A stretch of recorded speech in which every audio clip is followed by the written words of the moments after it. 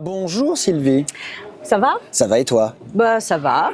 Donc aujourd'hui, nous sommes à Coudron pour Embrouille dans les étoiles. Ouais. Donc c'est un rassemblement de passionnés de Star Wars. Hein. Là on peut voir. Ah bon? Ah bon? Non, je dis des bêtises. Il y a aussi des Ghostbusters. Oui, il y a des V aussi là-bas. Ouais, il y a beaucoup de monde aujourd'hui. Donc je vais te présenter brièvement. D'accord. Donc, je connaissais pas grand-chose sur toi de base. Je me suis un petit peu intéressée parce que du coup, tu n'es pas qu'une voix de Star Wars. De Star Wars. Et donc, tu as un comédien de doublage comme ta maman. Eh oui. Qui s'appelle Sylvie. Et aussi, elle s'appelait Sylvie. Comme moi. Parfait. Mais en mieux, il paraît que ta maman est mieux. Mais c'est parce que tu me connais pas. Bah, non, mais tu sais, c'est pas comparable. Hein, tu sais, Des mamans, on n'en a qu'une. On n'en a qu'une, exactement. Alors, dis-moi si je me trompe, mais il paraît que tu es une voix très connue. Il paraît. Et comme moi, j'ai découvert dans divers univers, dont Dylan O'Brien, donc c'est Thomas, dans le labyrinthe. Tout à fait. Alors je l'ai vu beaucoup de fois et je me suis jamais aperçue que c'était toi. Parce que j'ai changé ma voix. Ah bah c'est pour ça alors. Will Poulter. Poulter, qui a joué dans différents films, mais Adam Warlock. Oui, Adam Warlock, dans Les Gardiens de la Galaxie. Dans Les Gardiens de la Galaxie. Le 3, ouais. Pareil, je savais pas non plus. Ensuite, tu as fait Adam Brown dans Ori dans le Hobbit. Ouais, exactement. Et c'est un nain. C'est un nain, un des 13 nains, ouais. Voilà. Et est-ce que tu as dû réduire ta voix pour faire le Non, nain, j'ai réduit ma taille par contre. Et puis Michelangelo dans les Tortues Ninja. Ouais, les films, ouais. Alors, voilà, je pense qu'il y a beaucoup de gens qui vont être un petit peu interloqués parce que, comme moi, je ne savais pas du tout. Et Toshiro dans Ready Player One. Tout à fait, ouais. Pareil, étonnant. Mais tu es aussi notre parrain. Le parrain de Star Wars de la Star Wars Normandie. Et je suis fière de t'avoir. Et merci, comme parrain. Moi aussi. Donc aujourd'hui, on va parler de ton rôle dans le doublage des jeux de Star Wars, donc le Fallen Order et Jedi Survivor. Exactement. Alors, moi j'y ai joué aussi. Tu y as joué? Ouais, mais alors il y a très longtemps. Et c'est pareil, j'aurais jamais pensé que tu puisses être la voix en fait des jeux. Donc, je vais commencer par te poser quelques questions. Vas-y. Donc, raconte-nous comment tu as pu avoir l'opportunité pour ce rôle et comment ça s'est présenté. Eh ben, en fait, dans les jeux vidéo, ce qu'il faut savoir, c'est que c'est très secret. Quand on m'a appelé pour un casting. On m'a dit, c'est une directrice artistique de jeux vidéo avec qui je travaillais souvent, enfin je travaille toujours d'ailleurs, qui m'avait dit, j'ai un casting pour toi, pour un jeu vidéo, c'est le rôle principal, est-ce que tu es disponible pour le casting? Je dis oui, bien sûr, je viens. Et j'ai pas demandé, parce que quand on demande, on nous dit tu verras. Ouais. Donc Et je sais qu'elle faisait des jeux, elle fait des jeux très sympas. Donc je me dis, moi j'étais au courant que le jeu allait sortir, parce que je suis l'actualité Star Wars, je savais qu'ils allaient sortir un jeu vidéo sur un Padawan qui a survécu à l'Ordre 66, etc., etc. Mais bon, j'étais loin de me douter que voilà. Du coup, j'arrive au studio pour le casting et je lui dis, c'est quoi le jeu, quoi? Parce qu'en plus, je suis un gamer, j'adore les jeux vidéo. Et elle me dit, attends, signe d'abord la clause de confidentialité. Je fais, oh là là, d'accord, très bien. Donc, je la signe et je dis, alors, tu peux me le dire maintenant? Elle m'a dit, bienvenue à bord, jeune Padawan. Et j'ai fait, non, c'est Fallen Order. Elle m'a dit, oui. Elle fait, mais t'es au courant? Je dis, évidemment. Et elle savait pas que j'étais fan de Star Wars. Ah oui, justement, j'allais te poser la question. Elle ne le savait pas. Du coup, je me suis un peu mis la pression parce que dans l'univers de Star Wars, j'avais déjà passé 2 castings que j'avais pas eu. Le premier, c'était pour Kylo Ren. Ah ouais. J'avais passé le casting. Bon, en même temps, c'est normal parce que j'ai pas du tout la voix d'Adam Driver. Ouais. Donc même en faisant le casting, je me suis dit mais ça colle pas du tout. J'avais passé le casting pour Solo dans Solo. Voilà. Bon, je l'ai pas eu non plus. Et là, c'était la 3e fois. Et je me dis, ce serait quand même. Ouais, bah oui. Donc, on a enregistré quelques scènes du jeu. En fait, c'était des scènes. On voyait seulement les comédiens en motion capture, quoi. Il y avait rien qui était fait. On les voyait. Voilà. Et on a enregistré 2-3 scènes comme ça. Et une fois que c'était fini, elle m'a repris, elle m'a corrigé, etc. Ouais, elle m'expliquait un peu la situation, même si j'arrivais à comprendre le truc, parce que voilà. Un petit peu fan. Voilà, un petit peu beaucoup. Donc on fait tout ça, on fait 3-4 scènes, et elle me dit, bon, bah écoute, pour moi c'est bon, est-ce que tu veux recommencer un truc? J'ai dit oui. Elle me dit quoi? Je fais tout. Il me fait, ah bon? Je dis oui, parce qu'au moins, si jamais je suis pas pris sur ce rôle, au moins j'aurais joué un Jedi pendant 20 minutes, au lieu de 10. Donc on a tout refait. Voilà, on a refait toutes les scènes. Et après, elle m'a dit, écoute, je t'enverrai la réponse quand le studio, voilà. On était 3, je crois, sur le casting. Voilà, et j'ai dû attendre au moins 1 mois et demi, 2 mois avant d'avoir la réponse. Et c'est vrai que je me mettais un peu la pression. Je me disais, ouais, bon, mais si je l'ai pas et tout, voilà, c'est bon. Après, tu auras joué pendant 20 minutes. Ouais, mais voilà. J'ai été solo pendant 20 minutes, j'ai été Kylo Ren pendant 20 minutes. Voilà. Et du coup, c'était un jour, j'étais en train d'enregistrer un autre jeu vidéo. Cyberpunk d'ailleurs, voilà, où je faisais des voix additionnelles dedans, et là je reçois un message et je vois que c'est elle, donc je mets en pause, excusez-moi, j'ai une réponse pour du boulot, et là je vois qu'elle me dit bon, eh bien étant donné que je vois que tu es fan de cet univers, ça me fait plaisir de t'annoncer que tu as été choisi. Waouh. Et là j'en avais déjà parlé à mes parents, leur disant que j'avais passé, voilà, puis bon, c'est pour doubler un Jedi, enfin bon, un Padawan, donc voilà. Oui, parce que tes parents savaient que tu étais fan. Ah bah mes parents, oui, ils ont jamais vraiment été fan, mais ils savaient que pour moi, ma mère me disait toujours, quand tu seras adulte, ça va te passer. Et un jour, elle a fait, non, ça va pas te passer en fait. Ça passe pas. J'ai dit non, ça passe pas. Voilà. Et littéralement le soir, ils ont sorti le champagne. On avait sabré le champagne pour fêter. Voilà. La fierté des parents, quoi. Ils étaient là en me disant, c'est cool parce qu'on est fiers de toi, c'est ton univers de prédilection, tu as été choisi. Et ça suit les traces de maman. Quelque part aussi, voilà. C'est ça. Donc je crois qu'avant tu avais postulé, tu étais déjà un grand fan de l'univers depuis longtemps. Voilà, tu nous en as parlé. Tu t'es préparé pour le rôle. Est-ce que tu as revu les Star Wars ou lu les bouquins ou écouté des éléments de Star Wars Non, pas spécialement, parce que les Star Wars, c'est quelque chose que je regarde, enfin, au moins les 4, 5, 6, c'est quelque chose que je regarde au moins 2 fois par an. D'accord. Donc, je connais les répliques par cœur, que ce soit en anglais ou en français. L'ancienne génération, du coup. Voilà, l'ancienne génération. Bon, de temps en temps, je me mate un peu la post-logie. Oui. Voilà. Et dans l'univers Disney, les tout derniers? Alors, les tout derniers, c'est ceux que je regarde le moins. Après, moi, j'adore Mandalorian. D'ailleurs, je suis en train de la re-regarder pour une 4e fois. Oui, parce que comme il va en sortir le film, vaut mieux. Voilà. Mais non, mais en même temps, voilà, je fais découvrir ça à un ami qui l'a jamais vu. Donc, je lui dis non, mais en fait, on va les regarder ensemble. Viens, j'ai le vidéoprojecteur à la maison. Et puis, des fois, quand on re-regarde, on dit ah, j'avais loupé ça. Oui, des fois, on a des petites choses. Voilà. Et puis, même, j'avais montré cette série à mes parents. Pourtant, ils sont pas très fans de Star Wars. Enfin, ils détestent pas. Mais je leur avais vendu en disant, mon père adore les westerns. Je lui dis, tu verras, c'est un peu comme un western. Oui, c'est vrai. Voilà. Et donc, mon père avait adoré le côté western. Et ma mère avait adoré Grogu, évidemment. Donc, on avait tout regardé ensemble. Enfin, j'ai regardé une fois tout seul, une fois avec mes parents, une fois avec un ami. Là, je le recommence avec un autre ami. Voilà. L'univers et voilà. Alors, avais-tu des consignes spécifiques de Lucasfilm ou de Disney concernant l'interprétation de Cal Kestis? Des consignes, non, j'ai pas eu vraiment de consignes.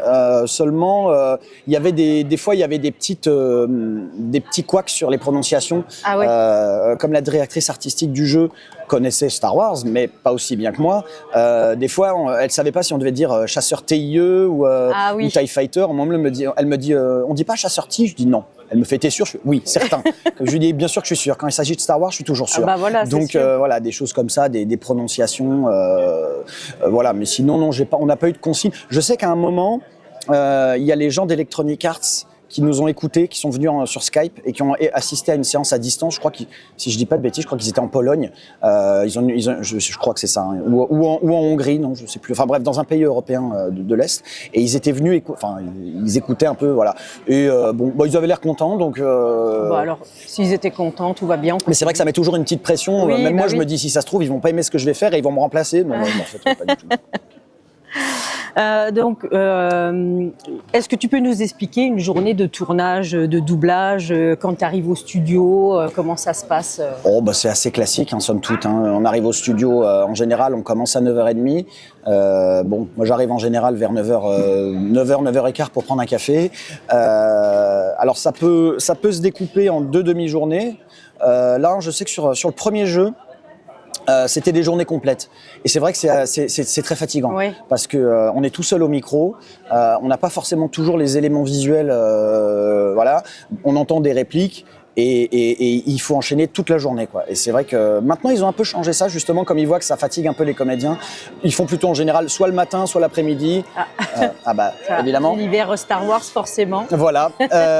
C'est soit maintenant mais sur le premier, j'ai pas mal enchaîné de journées complètes, en fait. Et après, moi j'étais content, je me levais le matin, je me disais c'est cool, je vais bosser dans l'univers de Star Wars. Oui, c'est ça. Quand on fait un boulot qu'on aime et en plus dans l'univers qu'on aime. C'est ça. Donc je me levais, j'étais content d'aller travailler, quoi. Je me dis, c'est super, quoi. Donc, après, je pense que dans le métier du doublage, on ne doit pas y aller à reculons non plus. Non. Là, sinon, on n'accepte pas, en fait. C'est-à-dire qu'on a la chance de faire ce métier. Il y a beaucoup d'appelés, très peu de reçus. Il y a des gens, il y a beaucoup de gens qui veulent en faire. Je reçois beaucoup de messages de gens qui me demandent, des jeunes qui me disent comment vous avez fait, etc. Moi, ça fait 20 ans que j'en fais, donc c'était plus facile à l'époque. Maintenant, c'est vrai que c'est un secteur qui est beaucoup plus fermé. Je dis pas que c'est impossible. Oui, mais ça va devenir de plus en plus compliqué. Et puis, il faut être très bon, très vite. Ouais. D'accord. Lors du doublage, avais-tu accès aux scènes qui défilent en direct, comme doubler un film, une série, ou bien au contraire, est-ce que c'était totalement caché? Ou est-ce qu'il y a eu certains films où il n'y avait pas du tout de scène de visuel? Alors, parce que c'était caché? Là, pour le coup, comme j'ai signé des clauses de confidentialité et qu'en plus, chaque studio de jeux vidéo, chaque même major, que ce soit Electronic Arts, Ubisoft ou d'autres, ont un peu leur petite façon de faire. J'ai pas trop le droit de raconter, même une fois que le jeu est sorti, comment ils ont fait. Mais disons qu'on n'avait pas énormément d'éléments. Ok. Ouais. On avait quelques trucs, mais pas tout vraiment. C'était extrêmement basique. Dans les films. Dans les films. Dans les films que tu as pu doubler. Ah, les films. Non, les films en général, on a le film, on voit on a le film sur un écran. Il n'y a pas autant de clauses de confidentialité. Ah si, il y a toujours des clauses. Plus le film est gros, plus il y a des clauses. Après, je sais que par exemple pour certains films, on voit juste la tête du comédien. D'accord. Voilà, on voit pas du tout ce qu'il est en train de faire. Et voilà. Et puis pour d'autres films, on a carrément le film. Alors des fois, on peut l'avoir en noir et blanc avec des filigranes, do not copy, etc. Ah oui, d'accord. Avec le nom du studio, etc. Et des fois, on a le film en couleur. Ça dépend. Ça, c'est plus pour les séries. Ok. Lors du doublage, avais-tu accès aux scènes jusqu'à la sortie officielle des jeux? Je suppose que tu n'as pas pu dire, à part à tes parents, que c'était toi la voix de... Non, j'ai pas pu. Je l'ai dit à mes parents parce que c'est mes parents. Voilà, c'est ça, ça restait dans le cocon familial. Ils sont dans le... Ouais. Voilà, donc par exemple Emmanuel Garigeau, qui a doublé Anakin, récemment dans l'émission de Donald Renew pour les préquels, il n'avait accès à aucune image, juste les lèvres à l'écran. Ça t'est arrivé aussi, juste les lèvres? Ça m'est arrivé, oui. Moi j'avais juste le visage. Juste le visage. D'accord. Et est-ce que c'était pareil pour les jeux? Non, les jeux, non. Les jeux, c'est une technique complètement différente. C'est complètement différent. Voilà, donc je change de page. Vas-y. Donc ça, je pense que ce sera coupé au montage. Oui. Est-ce que tu avais joué au jeu en VO en avance afin de pouvoir étudier le personnage? Non. En fait, quand on enregistre un jeu, le jeu il est encore en train d'être fait. Donc on peut pas y jouer. En fait, tu commences à doubler et la fin est pas terminée. Voilà, c'est des trucs en général, voilà. Et puis même si des fois ça peut arriver que le jeu soit quasiment fini, nous en tant que comédien, on n'y a pas accès. D'accord. Oui, en fait, c'est le boulot de doublage et puis après. Voilà. Ok. Est-ce qu'il y a eu des passages plus durs que d'autres qui a pris du temps à faire? Alors oui. Notamment sur le deuxième, Jedi Survivor. Faut savoir, pour la petite anecdote pas très joyeuse, que ma mère est décédée pendant les enregistrements de Jedi Survivor. Et il y a, je vais pas spoiler pour ceux qui n'ont pas joué au jeu, mais il y a une scène où Cal perd quelqu'un et ça a été très difficile à doubler pour moi, mais je me suis dit, elle était comédienne, sers-toi de cette souffrance pour donner du corps à ton jeu, en fait. Voilà. Donc, il y a littéralement une scène où je me suis vraiment mis à pleurer parce que le personnage pleure. Et je me suis dit, bon, bah... Ça fait vraiment... ça va être authentique, quoi. Voilà. Authentique, oui. Donc, ça a été... Mais en même temps... justement, quand le studio a été mis au courant de cette histoire, le studio de doublage, ils ont contacté Electronic Arts. Electronic Arts a dit, écoutez, si vous voulez, on peut décaler les scènes d'Adrien, vous le mettez en fin de... On peut pas décaler la sortie du jeu, mais s'il a besoin de temps, et ils m'ont dit ça, je leur ai dit, mais non, en fait, moi j'ai besoin de bosser, j'ai besoin d'être dans Star Wars, ça va me changer les idées. Donc, oui, ça fait du bien, ça fait avancer. En fait. Voilà, quand le jeu est sorti, je lui ai dédié à titre posthume. Ouais. C'est beau. Voilà. Par rapport à un tournage de film ou une série classique, comment ça t'a paru par rapport au jeu? Est-ce que c'est plus simple en jeu ou est-ce que c'est plus simple à un film? En jeu, c'est plus compliqué parce qu'on n'a pas toujours les éléments, on n'a pas toujours les situations, vu qu'en fait, les graphismes, les scènes sont en train d'être faites. Ouais. Des fois, on voit le comédien en mocap, on ne sait pas trop ce qu'il est en train de faire, on n'a pas vraiment on n'a pas beaucoup de contexte. Oui. Des fois, il y a quelques notes. Bon, là, il est sur une planète désertique et puis il fait ça. Bon, ok, très bien. Mais s'ils te disent, par exemple, le personnage est en train de sauter, il faut que tu t'adaptes. Exactement. En fait, voilà. D'accord. Si par exemple il est en train de grimper, on parle pas pareil quand on grimpe que quand on marche ou quand on est statique. Ils t'ont pas demandé de chanter? Non, je chante pas, Cal. Non, parce que je me rappelle pas l'avoir entendu chanter. Non, mais dommage parce que je chante, donc j'aurais pu. Ah ben voilà. Note pour plus tard, si quelqu'un voilà. pour un jeu, un film, Adrien chante. Voilà. Ça m'est déjà arrivé de chanter pour des doublages. Ah ben voilà. Donc nous sommes entourés de fans de Star Wars. Alors petite question piège, si tu devais choisir un camp plutôt qu'un autre, est-ce que tu serais plutôt du côté lumineux ou du côté obscur? Je vais vous répondre à ça avec un tatouage. J'ai déjà ma réponse. Ah, je pense que c'est le côté obscur. Tu penses? Je pense. Je ne suis pas très fan de Star Wars. C'est le signe de l'ordre des Jedi. Voilà. Donc oui, côté lumineux toujours. Toujours. Défenseur des opprimés, contre la tyrannie impériale. On est bien d'accord que les gentils gagnent toujours à la fin. Et puis de toute façon, les méchants, ils savent pas viser. En plus. Et puis ils n'ont pas compris qu'en fait l'étoile noire, ça marchait pas, mais ils continuent d'en construire et on continue de les détruire. Voilà. Et ainsi de suite. Et je pense que ils ont toujours pas compris. Non, mais en même temps, c'est le propre des méchants de ne pas vouloir comprendre. C'est ça. Mais c'est pas grave, on est toujours là pour leur rappeler qu'ils ont tort. Et voilà. Et on est de plus en plus nombreux. Je vois même parmi nous. Ah non, là il y a un méchant. Là il y a un gentil, mais qui va potentiellement, sans spoiler, glisser. bien sûr. On te reconnaît rarement dans la rue? Non, très rarement. Ça m'est arrivé 2 fois. Ah ouais? Ouais, peut-être 2 fois. Une fois, c'était en taxi. Le monsieur a reconnu ma voix parce qu'en fait, il m'a dit mais vous faites des voix, machin. Je dis oui. Il me dit je connais votre voix. Et en fait, il s'intéressait vachement au doublage. Et comme c'était en Uber, il avait mon nom et il m'a dit et en fait, il regardait une série dans laquelle je doublais. Il me fait ah mais oui, bien sûr, c'est vous. Ah bah oui, forcément, ça doit être le contrat se dit en stéréo. Voilà.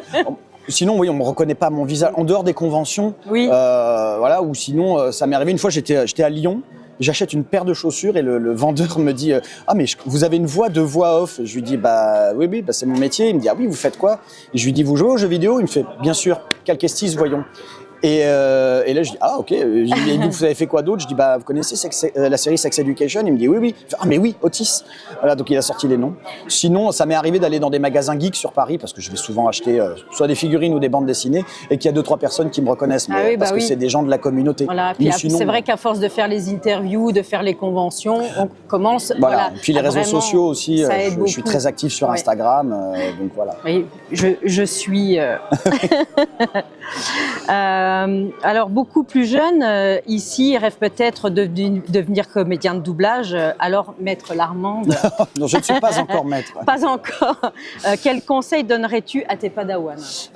Déjà de s'accrocher, parce que comme je disais, c'est un secteur assez bouché. Ouais. Il y a beaucoup de gens qui veulent en faire, des gens parfois très légitimes qui ont fait des études de théâtre ou des stages de doublage. Parce qu'il y a des études pour devenir... c'est un métier de comédien. D'accord. Il faut savoir jouer au micro. C'est pas tout d'avoir une voix et de savoir lire un texte. Il faut le lire, il faut le jouer, il faut vivre la situation et c'est ça qu'on nous apprend. Et puis il faut que ce soit fluide. Exactement. Il faut de stress. Voilà, exactement. Ce qui n'est pas toujours facile.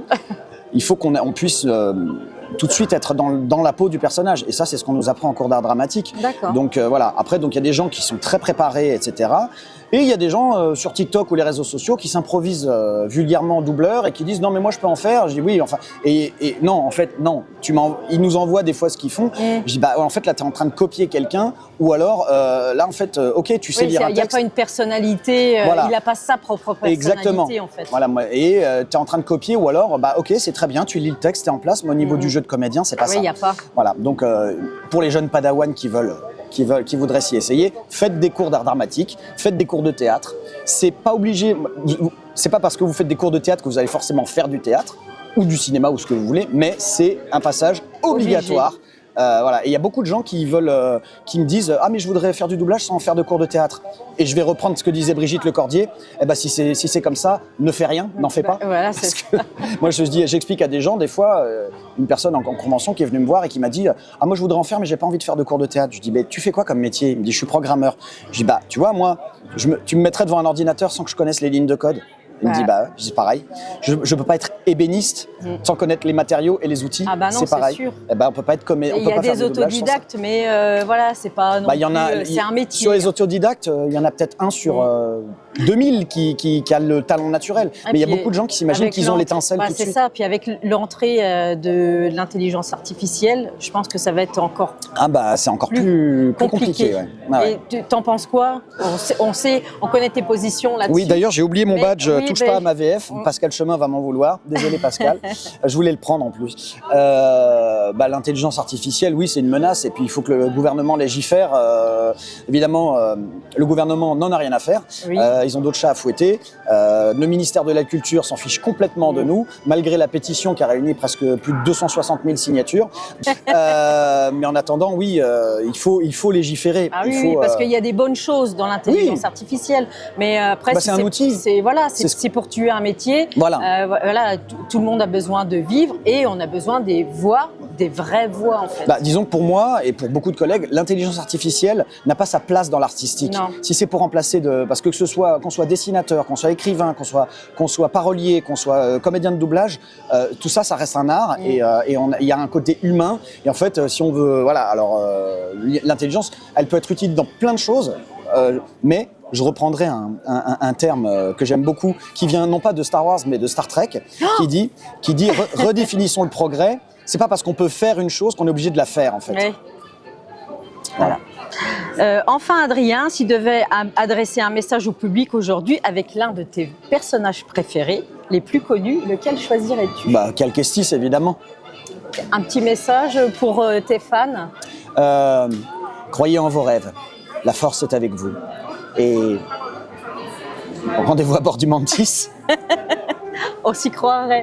Merci Adrien, merci, en tout cas. Et merci de faire partie de notre association. Merci à vous. L'association t'a offert le Teddy. Oui, le Teddy, attends.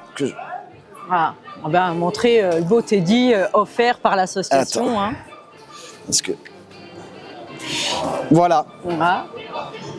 Et donc j'avais une question, qu'est-ce que tu penses de notre association, ce qu'elle représente dans sa globalité et qu'est-ce que ça te fait d'être notre parrain? Déjà d'être le parrain de votre association, si on m'avait dit moi, petit fan de Star Wars, un jour tu seras le parrain d'une association de fans costumés de Star Wars, j'y aurais pas cru. Parce que moi, j'ai même fait du cosplay à une époque de Star Wars. Ah ouais? J'étais en Stormtrooper et en éclaireur impérial. J'ai toujours les uniformes, je collectionne les casques et tout. Du côté obscur, du coup. Oui, mais c'est mes trophées. Je les ai récupérés. Luc et Anne sont bien en Stormtrooper dans l'épisode 4. Oui, c'est vrai. Je suis infiltré, pareil. Donc non, les Stormtroopers savent pas tirer, mais ils sont très classe. Oui. Mais mais je pense que ces associations, Star Wars Normandie ou plein d'autres, c'est vachement bien parce qu'en fait, déjà on fait vivre un rêve d'enfant qui nous a bercé quand nous on était enfants. On le transmet de génération en génération. Ouais. On redonne aussi, vous parce que moi je suis que parrain, mais on donne le sourire à des gens, à des enfants et des fois des enfants qui sont malades. Ouais. Et ça je trouve que c'est inestimable en fait. On leur donne un petit peu de gaieté, même quand on passe qu'une journée dans les hôpitaux, on leur donne juste un petit peu de gaieté, une journée, pour nous, c'est pas grand-chose, mais pour eux, c'est énorme. Et c'est ça. Et dans un processus de guérison, ça aide énormément. Ah, oui. Et on sous-estime vachement comment dire, le corps et l'esprit. Ouais. Et c'est vrai qu'avec un esprit heureux, le corps forcément va mieux.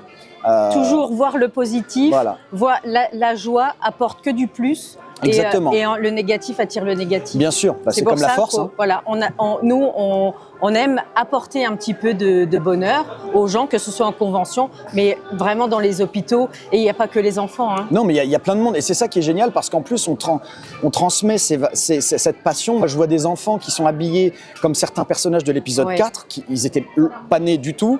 Et ils connaissent quand même. Ouais, quoi. Ouais. Donc, on en voit beaucoup hein, quand ils viennent faire les photos avec nous. Et ils sont leur petit déguisement à leur niveau. Oui. Et là, ils nous voient, ils sont impressionnés.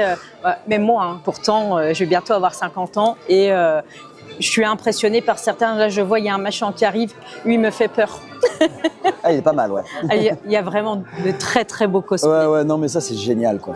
Voilà, donc est-ce que tu as quelque chose à rajouter, à dire Continuez comme ça, longue vie à Star Wars Normandie. J'ai eu peur, j'ai cru que tu as dit que tu allais dire longue vie à l'Empire. Là, longue vie à l'Alliance, oui. Oui. Ou à la Nouvelle République. Non, l'Empire, c'est fini, ça. Non, c'est fini. Voilà, non, mais longue vie à toutes les associations. Continuez d'être vous-même, continuez de donner du bonheur aux gens et continuez de transmettre cette passion qui nous anime tous, que ce soit vous ou moi, puisque bon, je pense que vous l'aurez compris, je suis vraiment fan. Je fais pas tatouer des trucs de tout ce que je double. Ah bah non. Voilà. Ça s'efface pas. Non, ça s'efface pas, ça ne s'effacera jamais. Et d'ailleurs, ce tatouage-là que j'ai fait, je m'étais toujours dit, si jamais un jour je double un Jedi, je me fais tatouer l'ordre Jedi. Et ça, c'est grâce à Cal Kestis que je l'ai. Et tu t'es fait tatouer dans un salon ou en convention? Non, dans un salon. Voilà. Très bien. Il y a quelques années. Voilà. Et donc, je t'invite à passer la journée avec nous. Ça sera avec plaisir. Oui. Voilà. Il va y avoir une séance de dédicace, tout ça. En tout cas, on te remercie. Mais c'est moi qui vous remercie. Parmi nous. Et on est très fiers, je pense au nom de tous nos amis, on est très fiers de t'avoir comme parrain. Je suis très fier que vous m'ayez choisi. Je te souhaite une bonne journée. Toi aussi.